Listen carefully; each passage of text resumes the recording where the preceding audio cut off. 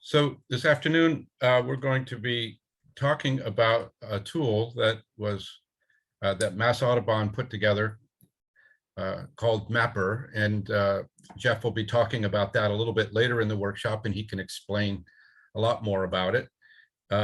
Some of the information that's in MAPPR is information that was derived from a variety of different assessments or plans or tools that were based on modeling work that was done by a variety of different people in different agencies and organizations, sometimes working together.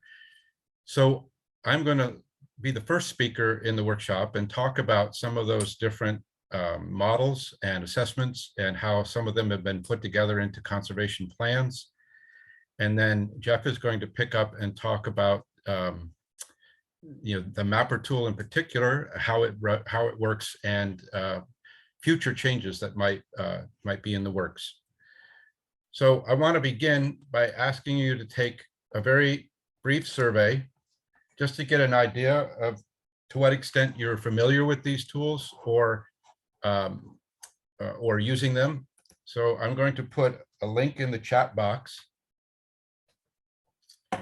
and ask you to just answer the 2 questions in this survey. It's relatively quick. And then throughout the workshop, if you have questions, you can put them in the chat.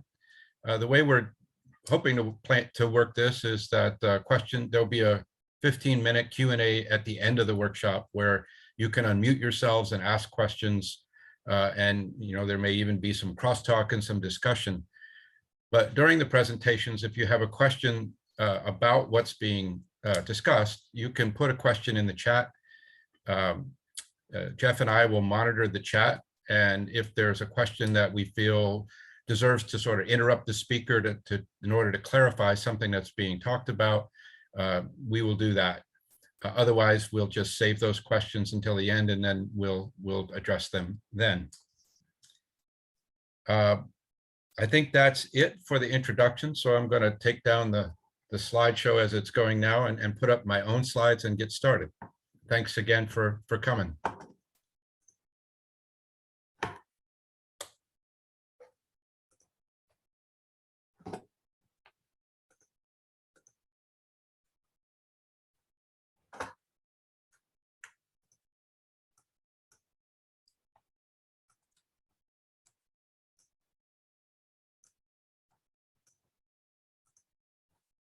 All right.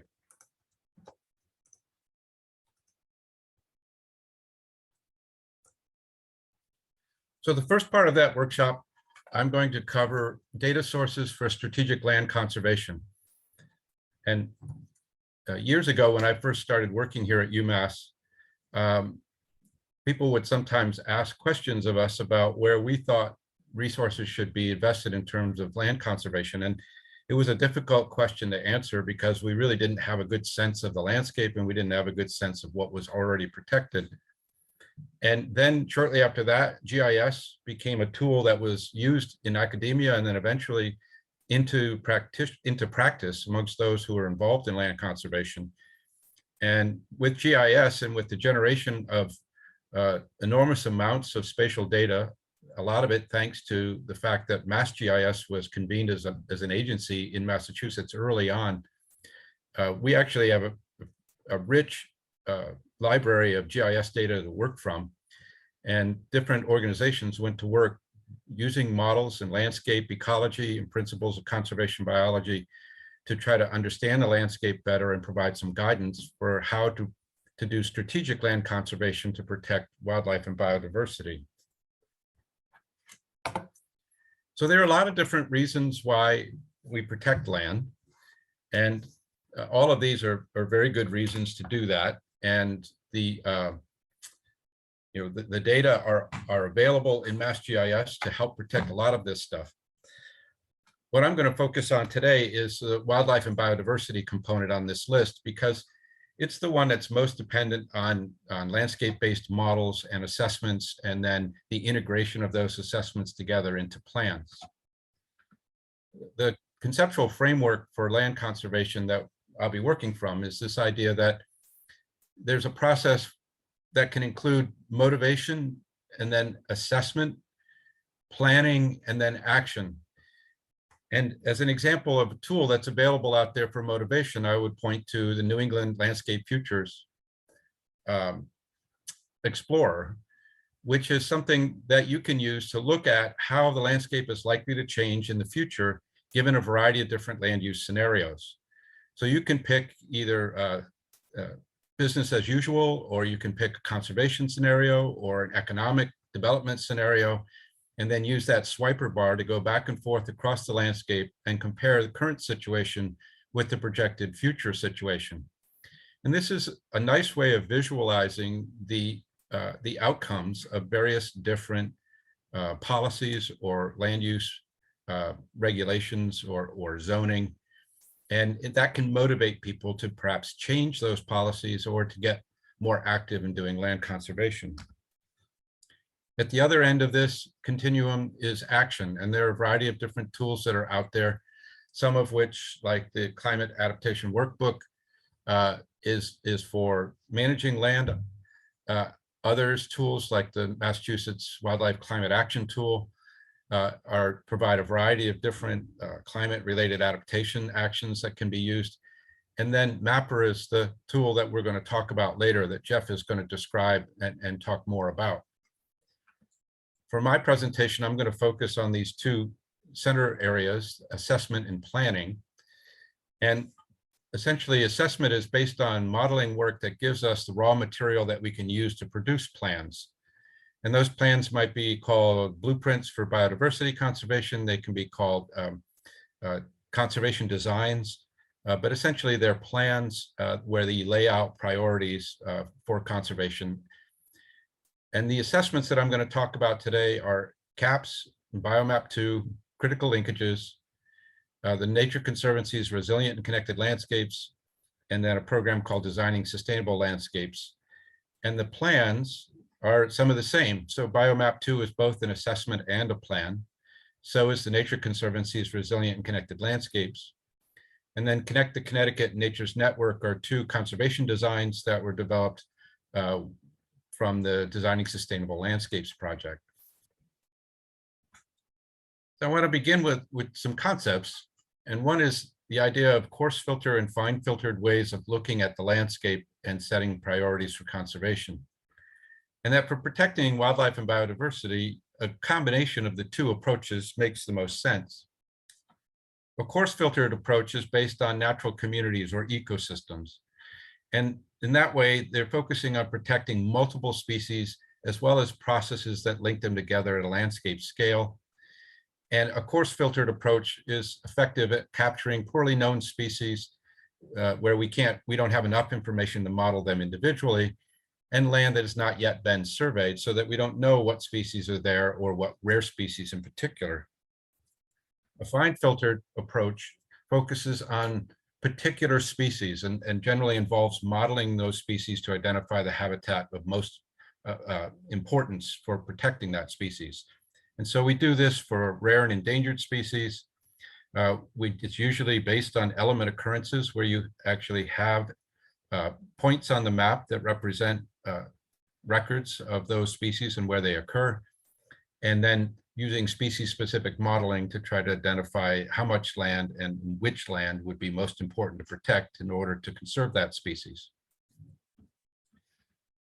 So going back in time, before we had these assessments and before we had these plans, one thing that we did have was a record of where rare species did occur based on the element occurrences in the Natural Heritage and Endangered Species database. And nowadays we know that as priority habitat. And priority habitat are those areas that have been identified for regulatory purposes to make sure that any work that's being done in those polygons is reviewed for impacts under the Massachusetts Endangered Species Act. And this was something that organizations, municipalities, land trusts, and others were using as a guide towards land conservation. And yet the people at the Natural Heritage Program felt like that was not the best information to be doing that with, because sometimes those element occurrences were a dead turtle in a road in the middle of suburbia with no idea where it came from or where it was headed. And they decided they wanted to try to provide better guidance in terms of the lands most important for protecting rare and endangered species and biodiversity more broadly. And so that in the early 2000s resulted in the development of the BioMAP project. And then a couple of years later, followed by Living Waters, which was an aquatic version of BioMAP. And this was an attempt to take those element occurrences, but also where there were rare natural communities and exemplary examples of natural habitats, and use that to identify a certain amount of the Massachusetts landscape that would be of high priority for conserving biodiversity. And they wanted to see this replace the priority habitat in terms of planning and land conservation decision-making. The PRIHAB maps are still there for regulatory purposes, but BioMAP is really the preferred state agency tool and plan for doing land conservation. At the same time that BioMAP was being developed, we were working on a modeling system at UMass called the Conservation Assessment and Prioritization System. And this is a ecological community-based approach, which means it's based on ecosystems and it's a coarse filtered approach. So the BioMAP 1, or the BioMAP original, and Living Waters was a fine filtered approach to doing land conservation because it focused on element occurrences of rare species and rare community types. This was looking more broadly at the landscape patterns and how they affect the ecological integrity of things like fields and forests, rivers, streams, lakes, ponds, and wetlands. These were being assessed to try to establish or make projections about the ecological integrity of each of these different ecosystems wherever they occurred in Massachusetts. And by ecological integrity, we mean the long-term capability of the ecological community to sustain its composition, structure, and function. And this would equate to resiliency when it comes to a variety of human stressors, including climate change. CAPS involves developing models for a variety of different integrity metrics. Most of these are related to some kind of human stressors in the landscape. And so some of them are watershed-based and some of them are more terrestrial-based. And then 3 resiliency metrics: similarity, connectedness, and aquatic connectedness, which are based on principles of landscape ecology, and things like patch size and core area are captured by these metrics. After developing these metrics and applying them in GIS to the entire landscape, the undeveloped landscape of Massachusetts, we can create these color maps of each of the different stressors that might be affecting ecological integrity. And then we combine them together in weighted models, different model for each ecosystem. So not all stressors are used for all ecosystems. We used expert teams to choose the metrics that were most appropriate for, say, a salt marsh or for forest or for shrub swamp. And then those were put together in weighted combinations to develop an index of ecological integrity. And when you put them all together, all the ecosystems together in one map, you get a color map of the landscape where the darker the green, the higher the integrity, and the lighter green or the paler greens are the areas of low integrity. We began this work in Massachusetts, but we've since extended it to 13 states in the northeastern United States. And again, the output of this is our index of ecological integrity, which is a score from 0 to 1, where 1 is the best in the landscape and 0 is essentially developed land.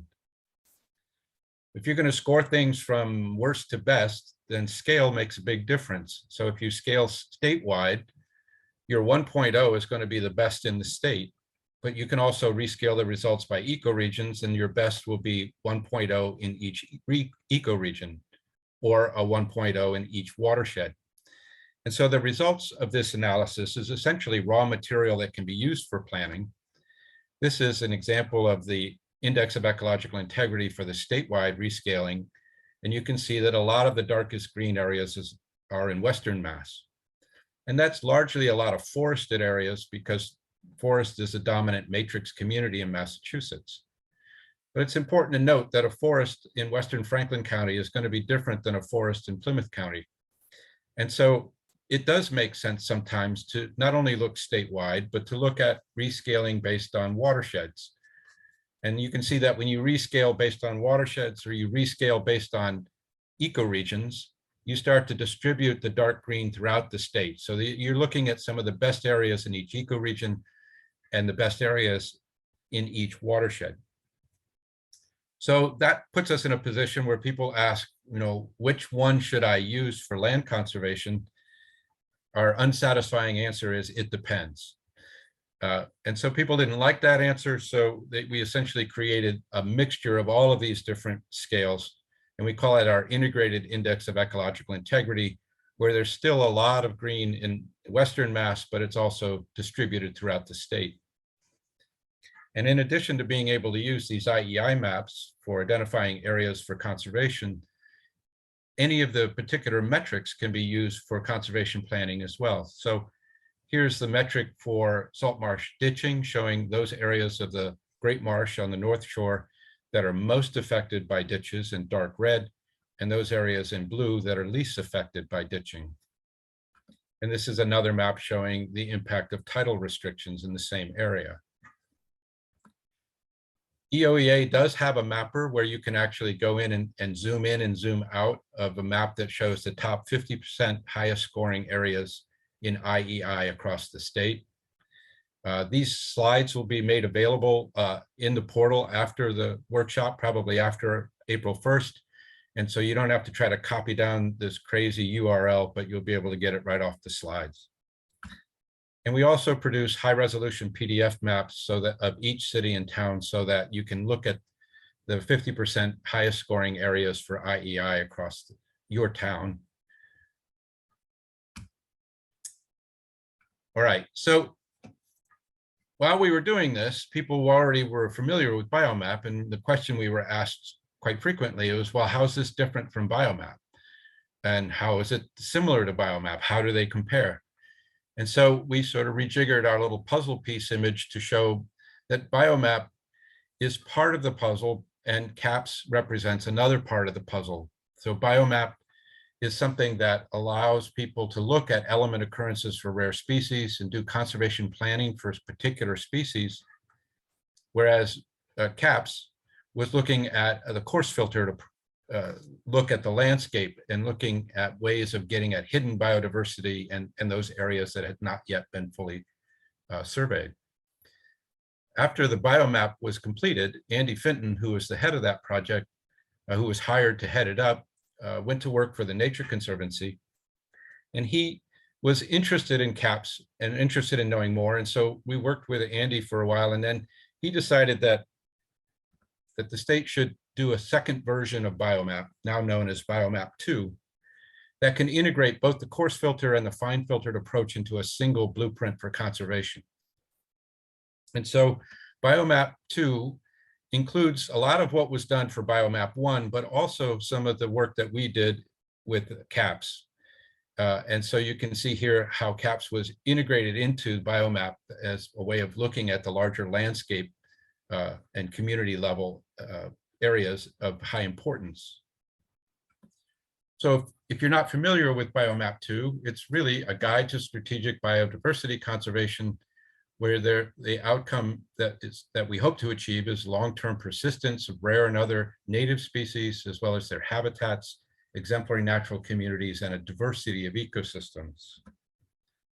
The conservation targets at the species level, at the fine filtered level, are those that are state listed as rare and endangered, as well as a handful of non-listed species that are of particular conservation concern from the state's wildlife action plan. But at a combination of fine and coarse filter, there's also ways of protecting habitats: coastals, wetlands habitat, rivers, streams, lakes, ponds, grasslands, shrublands, barrens, and forests. And then at the coarser filter, looking at landscapes as combinations of high quality habitat that are worthy of protection. And in the same way that CAPS is rescaled by ecoregion and watershed, Biomap is also stratified by these various different ecoregions to ensure that we're getting high quality habitats throughout the state and not just concentrating them in areas where there's less development. So the outcome of this work is two layers in particular that people use for conservation planning. The core habitat, which makes up about 1.2 million acres in Massachusetts, a little less than half of which is already protected. And then critical natural landscape, which includes another 1.8 million acres, of which 1 million is still unprotected. And so the two together represent a blueprint for conservation of biodiversity statewide that is an excellent example of a plan for strategic land conservation. And the Natural Heritage and Endangered Species Program has a map viewer where you can go in and look at both the core habitat and critical natural landscape, but also you can go in and look at some of the intermediate products of that as well. So you could look specifically at aquatic cores or wetland cores, vernal pool clusters, or tern foraging habitat and things like that that were incorporated into core habitat and critical natural landscape. You can also get access to this information through the MAPPR tool, which used to be called Oliver and is now called MAPPR. Another product that we developed at the University of Massachusetts is called the Critical Linkages. And it's a way of looking at connectivity in the landscape and the importance of certain areas of connecting high quality habitat. In sort of an academic exercise, we began to think about the different elements of connectivity. And you can think of connectivity as in part dispersion, your ability to move out from a single place or a cell, connectedness, how well things can move to a cell, and then conductance, which is what I'm going to talk about next. Conductance is the importance of a particular cell for connecting areas of high quality habitat. And sometimes these areas of connections are actually fairly narrow corridors that are hemmed in by development on both sides. And so they would actually have low IEI scores based on the CAPS analysis, but they may still be of high importance for their connectivity. So we set about creating a different kind of index called the conductance index to look at the importance of certain areas of the landscape for connecting up core areas of importance. To do this, we identified a variety of nodes throughout the state. A lot of that was using the Biomap 2 data that I just showed you. And then we used a size threshold of about 200 hectares to make sure that we were looking at areas of substantial enough size to serve as suitable cores.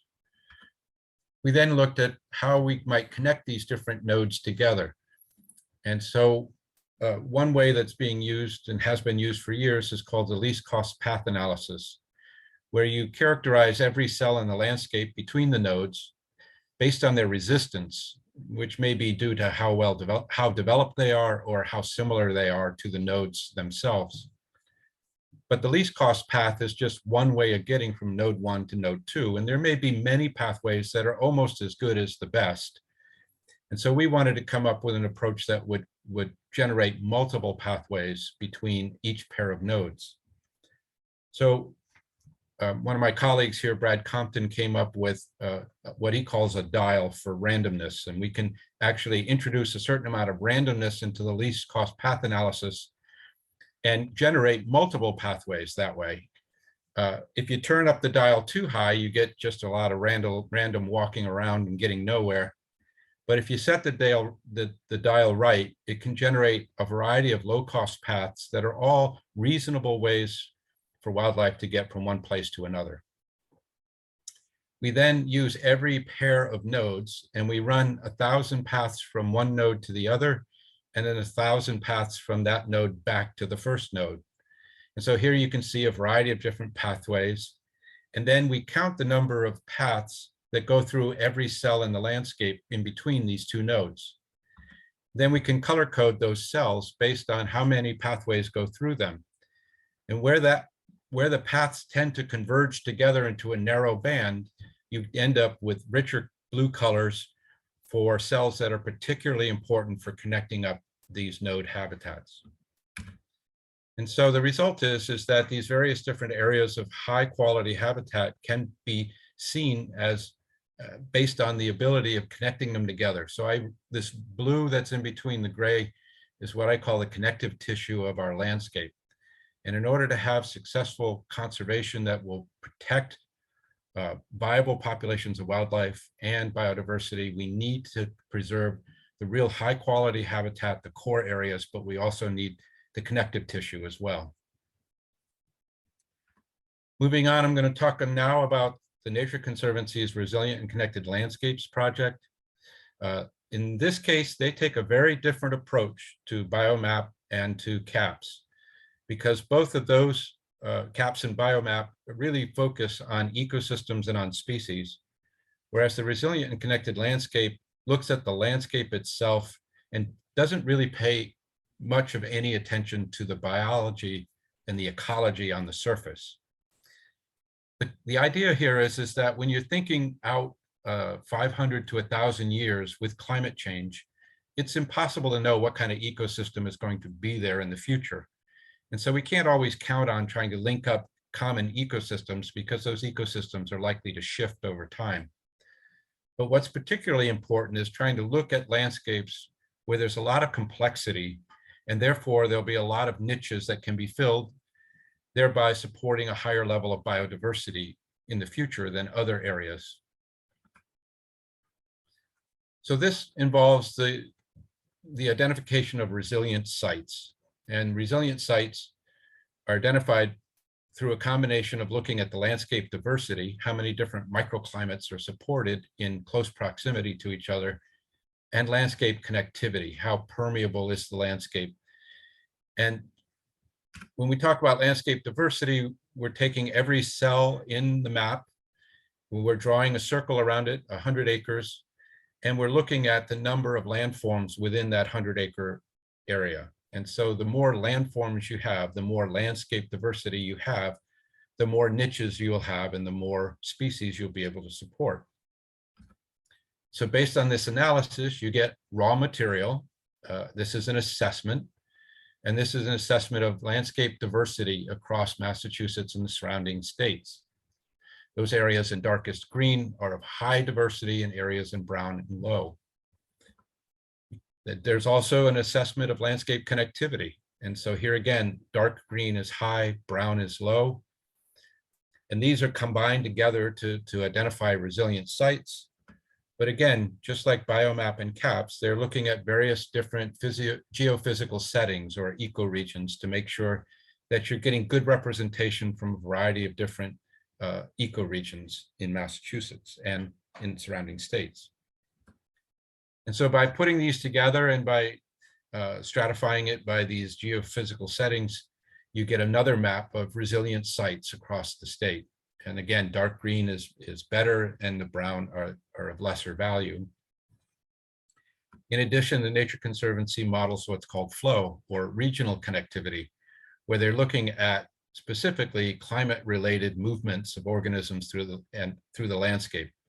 And so this emphasizes not just landscape connectivity, but landscape connectivity that goes south to north, low elevation to high elevation, and along the different riparian corridors that are likely to be the routes that wildlife and plants take as they redistribute themselves in response to climate change.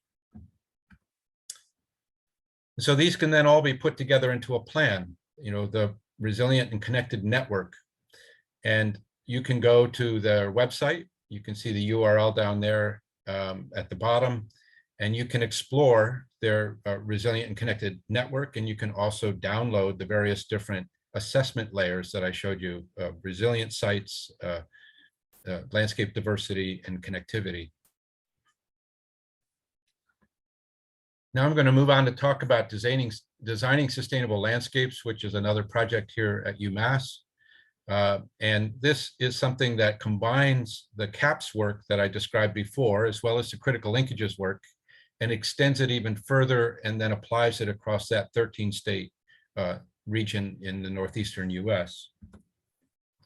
So it combines CAPS Index of Ecological Integrity, as well as conductance or regional connectivity, habitat for certain representative wildlife species, and then incorporating landscape change scenarios due to urban growth and development and climate change.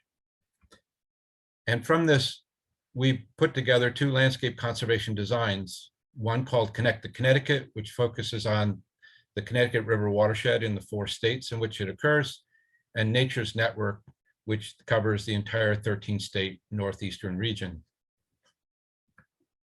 So this approach takes a coarse filter data from the Index of Ecological Integrity, for example, which is done at an ecosystem level.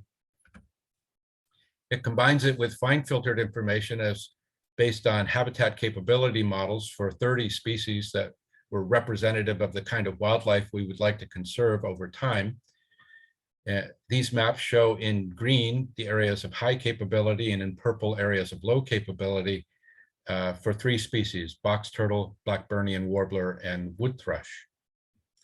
And then this can be combined with other data from landscape change, such as climate stress or probability of development over time. These data are available individually, but they also can be combined to create conservation designs or plans. The first such plan that we developed was called Connect the Connecticut. And as I mentioned, this is for the Connecticut River watershed. After that, it was revised and refined a little bit and extended, so it became Nature's Network, covering 13 states. And the basic way that this was approached is to develop ecosystem-based core areas using a variety of different data. So it included the IEI from CAPS, the resilience landscape from the Nature Conservancy, and information about state rare communities from the various different states. So those data were used to create ecosystem-based core areas. We then considered the species-based cores based on those 30 representative species to see if the ecosystem cores did a reasonable job of protecting the most important habitat for those 30 species. And where it wasn't enough, we added additional habitat in order to make it efficient for all 30 species. And so this, in the end, makes up about 25% of the landscape. We then use the critical linkages analysis to look at conductance. Here again in green is the areas of high conductance, yellow is moderate, and purple is low. And from this analysis, we can then create a set of cores and connectors throughout the northeastern region that identify some of the most important areas for conservation, either because of its ecological integrity, resilience, or because of its role in connecting those areas of high value. So you can go to Nature's Network website and explore these different data sets. You've got cores and connectors, but there's also a variety of other analyses that are in there as well. And so Nature's Network is a plan that's based on both the TNC, Resilient and Connected Lands, and CAPS and DSL, or Designing Sustainable Landscapes. And I just want to finish up by saying that I covered a lot of ground in a short period of time, and I know that it's pretty hard to sort of retain all of this. To make it a little easier for you, we developed a portal website on these various different conservation tools.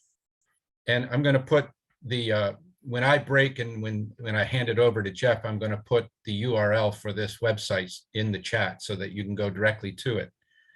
But what we did is we assembled information about all these various different tools so that you can click on them and get good summary information about those tools. Like here's the Resilient and Connected Landscapes from the Nature Conservancy. And you can see that it provides information about who developed it, when it was released or last updated, a short summary. The green boxes there are links, so you can link to their website or link to their mapping tool.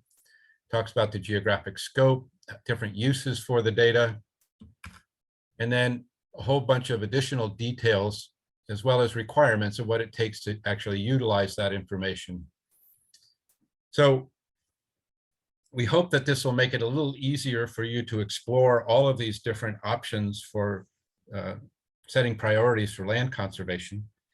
And one of the tools that's on this website is the MAPPR tool, which is going to be my segue to Jeff, so that he can tell you more about MAPPR for prioritizing parcels for land conservation. and then we'll take questions after that. All right, thank you, Scott. Scott, the survey, folks were having a little trouble with the survey. I think the link went to, you might have pasted a link to that page that you were just showing. So check the chat. All right. And then so I reversed my links. And then the first, just double check that it's going to everyone and not to, there's no one in the waiting room. So there was like another option to message people in the waiting room that was confusing at the beginning of the meeting. Thank you. I was more nervous about hosting than I was about speaking, so please forgive me. Yeah. That was great. And then let's see, are you spotlighted, or I will switch to slides, so that should make a difference.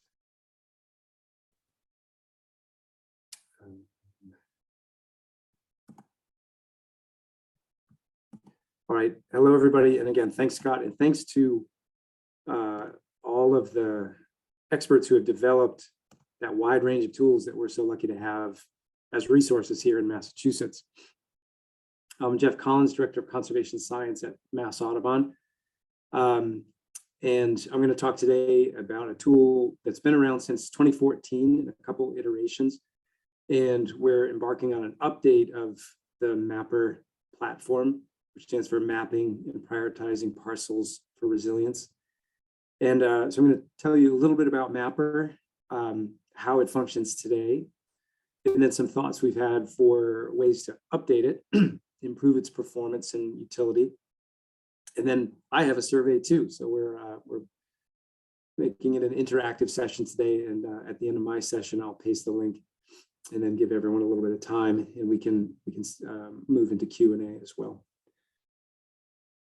So, you know, the idea for MAPPR came out of our work on losing ground at Mass Audubon, where over the last several decades, we've done the periodic reports, which in the last two editions demonstrated, you know, the fact that we're losing to development about 5,000 or 6,000 acres a year. We can see that happening around us. You guys are working every day to help protect the most important land.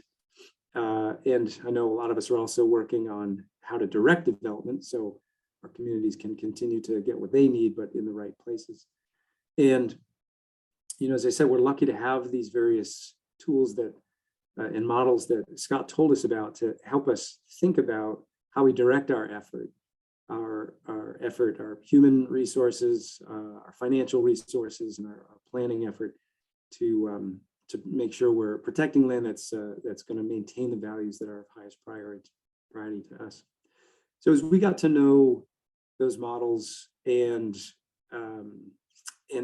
called in losing ground for accelerating the pace of land conservation, we thought, okay, ultimately these land conservation projects come down to conversations about individual parcels. So would there be a way to somehow combine all of these modeling resources into information to weigh different parcels against each other, in addition to, you know, the parcel characteristics that we all know and love, like size and adjacency to existing open space, et cetera. And could we do that in a way that would be of use to people who aren't heavy-duty GIS users? Make some kind of interactive map, web map, where folks could get some quick information to help inform their choices, either at a town scale, watershed, county, et cetera. So working with our IT department and other colleagues, and in the 2016 update with folks, Andy Finton and Jessica Dietrich from TNC Massachusetts, James DeNormandy from Landvest, we developed MAPPR. Here's the URL. I'll paste that again later, but it's memorable. MAPPR without an E. If you type an E, it'll work. If you type it in lowercase or all caps, it'll work. So it'll get you to this page with a little bit of background, some resources on how we put together, how we made various assumptions about weighting different parcels against each other. I still check this email if people have questions on it. And then you can press the MAPPR tool link here to get to the page itself. It's important to say that in addition to our partners, we received funding for this work initially and through the update from the Open Space Institute and from the Lookout Foundation. So once you press that button here, MAPPR tool, you get into another page. It gives you some more descriptive information, and lays out these various options for you to develop a model for your location of interest that again will identify priority based on your inputs. So you can start by getting some information on how this thing works. There's an instructions and an examples link here. But the basics are, number one, to select your study area. Are you interested in a specific town, watershed? Choose what kind of model that you want to run. Select the various criteria, filters, and then click Run Model. And I'll show you how this all works. So first, select that study area. You can select a town, county, watershed. In the 2016 update, we put in the project areas or focus areas of several multi-town land trusts. So that you might have 5 or 6 towns together for whatever land trust that is. Could be regional planning agency. So you select that area of interest. And then you have a choice of selecting either what we call a pre-calculated model. These are outputs based on some assumptions we made about sort of balanced, puts everything into the basket. And I'll talk more about the layers. You can see them sort of on the lower left of this screen. Not all the inputs that Scott spoke about, but many of them. You could choose a resilience focused model that leans more heavily on the TNC resilient connected landscapes modeling work, an aquatic model that weights some more of the aquatic elements of Biomap 2, for example, or a biological model that focuses more on habitat conservation elements. Or you could, as I say, choose your own adventure. You can say, I just want critical linkages and biomap coastal adaptation, or I'm interested in parcel size, meaning the larger the parcel, the more value a parcel gets, that also protects vernal pool cores. So you can select custom inputs as well. And then you can filter, you can say, I'm only interested in parcels over X acres. I'm only interested in parcels in this model that are adjacent to existing open space, or that are in a block of a certain minimum size, roadless block, that is. And then there's some other ways you can filter things. This gets to the labels that show up on the screen, which you can come back and change afterwards, and turning on reference layers like the existing MassGIS open space layer. And then you can toggle from the street map to a satellite map like most of us do on Google Maps. And the output looks something like this. This is my hometown, no longer, but where I grew up, Hamden, Massachusetts. I think Scott spent some time there too. And so you can see the parcels that come right from MassGIS level 3 parcel data set. And then in the background, before we put all these shapes up, we scored each of those parcels based on the amount of the various, the resource layer that overlaps that parcel or is encompassed by that parcel.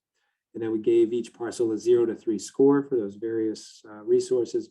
And then what happens when you select on a specific town or focus area is it adds up all those resources as you've asked for, and it presents a map that's scaled here from high priority parcels in the darker red, the red to the medium priority parcels in orange, and the lower priority parcels in yellow.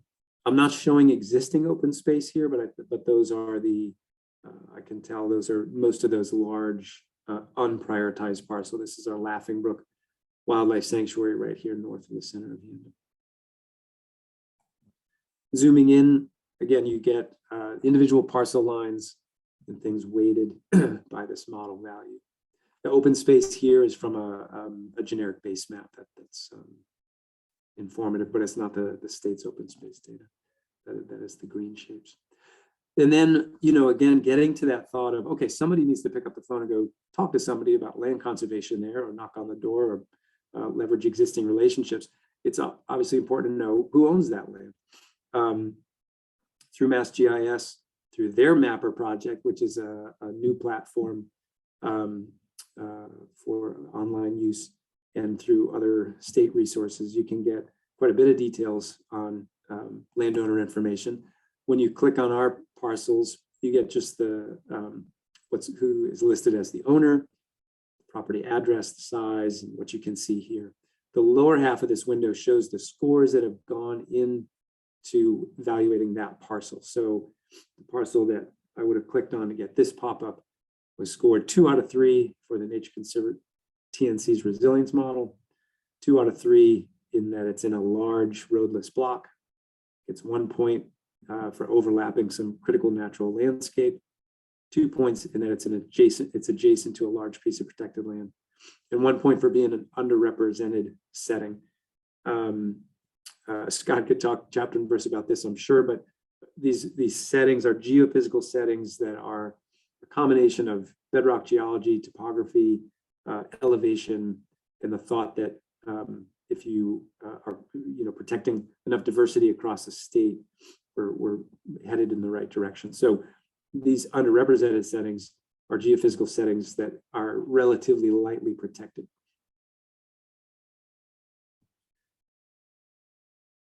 So by using these different models here, you can also decide, well, you can use the models to reflect what your priorities are. And looking at this example from Bourne, Massachusetts, you can see the balance model returns sort of one set of priorities. If we're focused on coastal resilience based on the models, we get a different set of priorities. Same, some differences when we prioritize aquatic habitat, resource protection, or sort of the broad biological model. All of these inputs and sort of what's going on in the background is described in the technical document that's linked from that first page, from the resources link. So if you look up here, for example, where the red circle is, you can see the parcel it's a high priority in the balance model, it's a lower priority in the resilience and aquatic model. And let's see, my speaker screen is sort of blocking the right, and it's a medium priority in the biological model. Here's an example in Princeton. Similarly, a given parcel will show up as a different level of priority for based on the model. So it's important to take a look at the model inputs and understand what is being spit out here. And again, that's in the technical document. But it's time for an update for MAPPR. The current edition is called MAPPR 2.0. And so I'm using the idea of MAPPR 3.0. There are some issues with the fact that it hasn't been updated since 2016. One is that the data is stale. The parcels, obviously, they're constantly changing, both in reflected by subdivision, ownership changes, etc. And open space is changing. So something that is already protected wouldn't be a priority anymore, and we would change the the value based on adjacency to protection as more land is protected. We want to incorporate new models and build more flexibility into the platform so that as new models become available, we can easily integrate them. So Natural Heritage Endangered Species Program is working on Biomap 3. There's a presentation, I think, on Saturday on that. And we're all looking forward to seeing what comes out of Biomap 3. And we'd like to, we need to integrate that. There are other models Scott spoke about that we didn't manage to get in to the existing MAPPR or didn't exist when we were updating it last time. So we want to incorporate new inputs. We want to improve the user interface, which is handy, but there are more smooth mapping interfaces available now. And then we want to improve platform stability, which basically means making sure all the queries going from place to place work as well as they can. Unfortunately, right now, if you click on a parcel for that owner and scoring information, it'll say no information available. And that's based on the way the servers are talking to each other, and where some data is stored on an outside server, there's sort of a security, just a hiccup that we either need to address or say, okay, we're moving to a new model here. I guess that's it for me, although I thought I had another slide here. And I wanted to, here we go. Make sure, okay. So we could continue to pursue an update internally, again, with the help of our IT staff and our GIS director, Jack Nesson, working with partners. And in the interest of figuring out what others are doing. We've had conversations with Scott and other colleagues, including the folks who developed the Nature's Network prioritization tool at U.S. Fish and Wildlife Service, their science or ecological applications team. And we're continuing conversations, so this is just one option. And when we get to the survey, I think some input that people provide will be informative in some decisions that we're making. But when you get into the Nature's Network prioritization tool, well, sorry, I should say that we're talking about maybe we can build a MAPPR style capability, a parcel-based capability within an existing tool, this Nature's Network prioritization tool. Nature's Network is awesome. And similarly, you can provide you can select your geography of interest. Here I'm selecting Massachusetts. You can also select watersheds, regions, etc. You can select, in the bottom half of this, bottom right of the screen, you can see some model inputs that I had selected previously. Presence of core area or size of core, high resilience area subject to inundation by 3 to 6 feet of sea level rise, which could also be a place for salt marsh migration and salt marsh sparrow habitat, high quality habitat modeling. And then you can run models. You can customize this quite a bit, including by weighting different variables differently against each other. And there's a lot of potential data inputs. One difference between Nature's Network prioritization and MAPPR is that you can't get down to the parcel level. It currently only sort of the highest level of resolution are these sub-watersheds here. So we've had conversations about whether we can collaborate on integrating the parcel level analysis down into this platform, which has all of the other stuff that we're looking to do in MAPPR. That is the end of my slideshow and the main part of the presentation. Again, if folks are new to MAPPR, if this is something you haven't heard of before, then it's still up at the website. I'll paste in the link again into the chat. You can go in there, investigate your area of interest, and it still provides some directional information on the land in your town or watershed. I think it's some important caveats I shared today in terms of the age of the data and the fact that we're really hoping to get an update up there this year. And in terms of supporting that update, I will, let's see what I have to do here. Maybe I should stop sharing.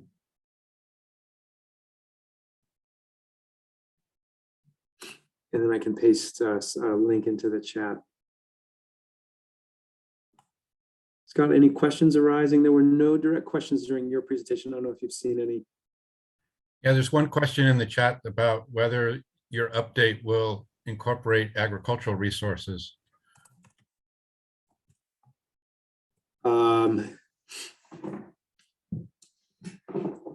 That is one of the questions in the survey. And we do have, based on some feedback when we presented the initial MAPPR, including that very question, we included prime agricultural soils in the current version of MAPPR. And I believe that's in the balanced data layer. The trick is and what we're trying to get at through the survey and through all of our conversations is, what are the most important values that go into parcel by parcel prioritization and decision making?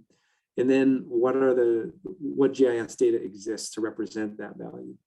And if we can figure out those two things, then we can combine it into a model and sort of give people the ability to rank parcels based on that interest.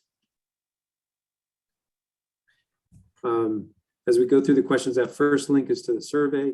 And if folks want to do that afterwards, it'll stay up till tomorrow, I think.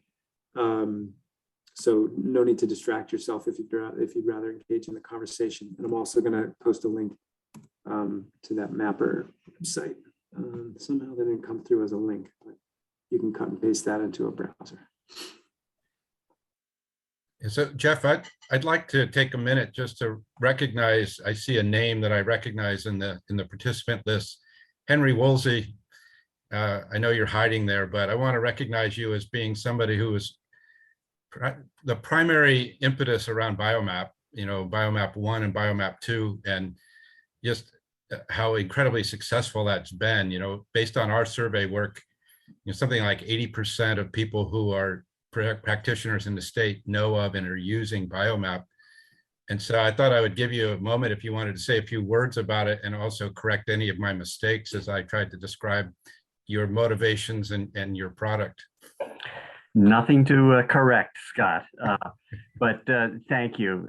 It's great that Biomap has continued to be a useful tool. Of course, Biomap 3 is slated to come out in July, the end of the state fiscal year, hoping to roll it out this summer, best I understand. So it's going to refresh a lot of the data layers, the protected open space, the analyses, and should be good from what I gather. There will be a talk on Saturday about Biomap 3. It's one of the options at the land conference. So anyway, great. Thank you, Scott, for the opportunity.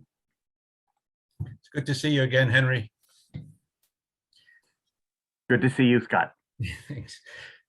So Jeff, there is another question in the chat. So would it be possible to use these tools to determine the percent of Massachusetts residents who live X miles from green space or parkland, or better, what parcels in the state are within X miles from green space or parkland and which are not? The MAPPR currently doesn't, excuse me, allow any answers to those questions.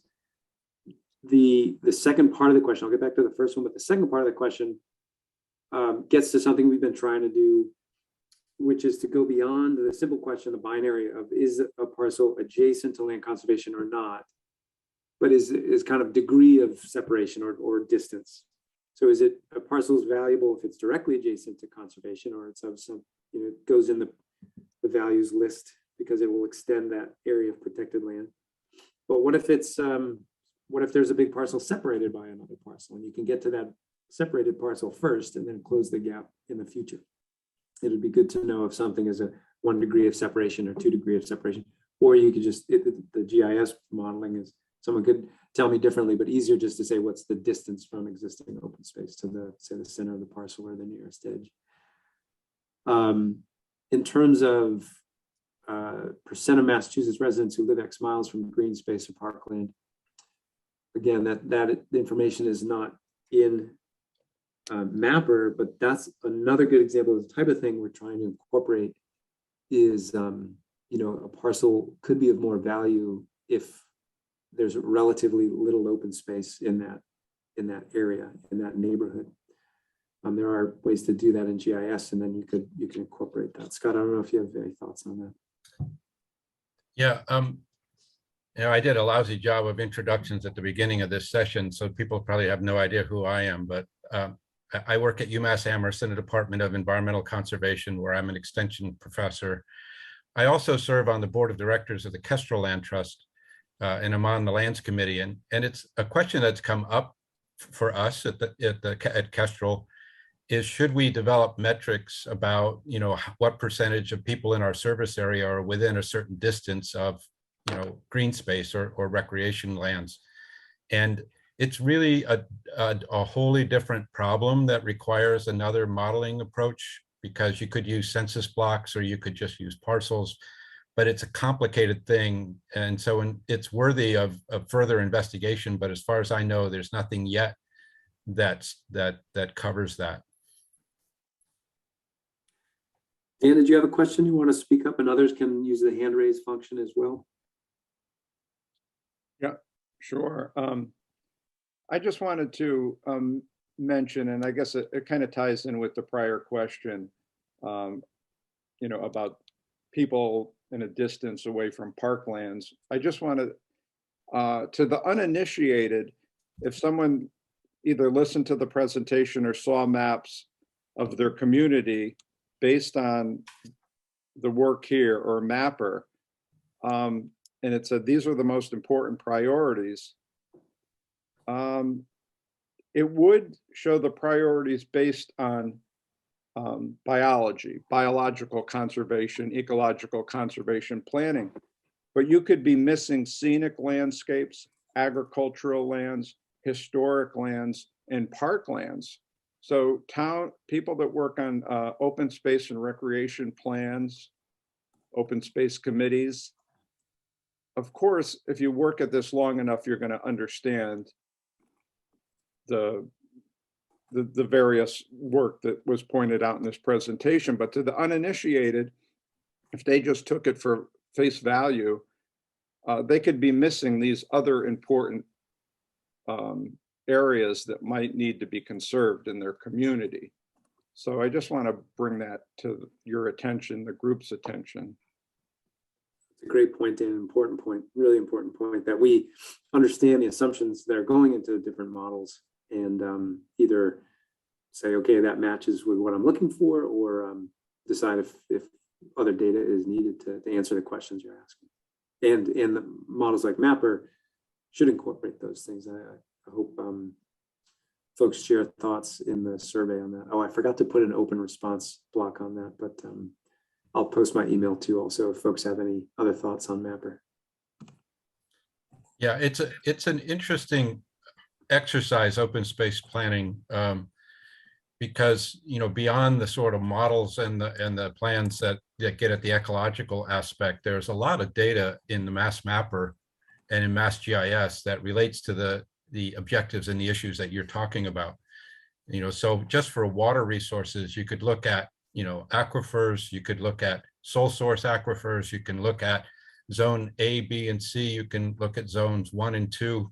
There are all these different data layers that you can layer and use that to look at the water resources within your community or within your watershed, whatever scale that you're working. And then agricultural land, recreational opportunity, there's trails, as well as parks, parkland. It becomes an almost overwhelming exercise to try to stack up all of these data and make sense of it for a given community. And I think that's where the regional planning agencies can be of real help trying to sift through that. But you're right, we don't have a tool that does all of that, although MAPPR is as close as anything we have, because it does have some of those other values in the model, and there's an opportunity, I guess, with the revamp to do more of that. Right. Thank you. And I'll just add one other thing is there have been some exercises that I've heard of where people try to combine all of those different data layers and all those different values and come up with a single score per parcel for, because it's good. But I really don't like that approach myself, because if you take farmland and you take biodiversity land and you blend it together, you get nothing, because what's really good for farming is really not that good for biodiversity, and what's good for biodiversity is usually land not fit for farming. So you really should do those assessments separately and then combine them together into a more comprehensive plan for open space protection, for your community. Yeah, absolutely. Are there other questions? You can raise your hand. You can put stuff in the chat if you'd like, or comments, or you can argue with us if you want. We got plenty of time.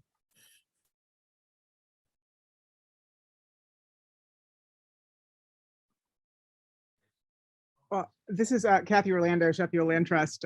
First, thank you for doing this and for having these resources. For those of us who don't have a lot of in-house capacity or be able to stay up to date, these are fantastic. So first, huge thank you. And then I think what Dan was just talking about, and then Scott, what you were saying about being able to have different elements that you could then blend together. If there was a way to be able to have MAPPR do that, so that the agricultural, the scenic, the biological, the different things were all there, but it was clear, you could see clearly that they were differences, because I think the point about a lot of people missing the fact that though some of those things aren't there, would there be a way in MAPPR or something else was all in one place to be able to have those different layers that you, as you were saying, you could then take those individual layers and say, here's the important agricultural, here's the important ecological, here's the important resilient, here's the important scenic, but you could get at them in the same place, because for a lot of people who don't have GIS capacity or are also not really fantastic with the details, a lot of board members, a lot of volunteer land trusts, it would be, to be able to add those would bring the level of utility to the local smaller land trusts and to the open space committees and those kind of folks to a whole other level. I mean, it's fantastic as it is, but I think Dan was right. There's a lot of things that get missed by people who don't realize what they're missing. And there can be a great deal of, value to some of the agricultural lands, that you could have rare turtles, on pasture land. So if you say, oh, hey, it's great for farming and for biology, oh, okay, that brings it up to a whole different level. If you're looking at ways of where are we going to find money? Okay, we can go to people who like the resiliency as well as the agriculture and combine that all together. Yep. That's a great point, Kathy.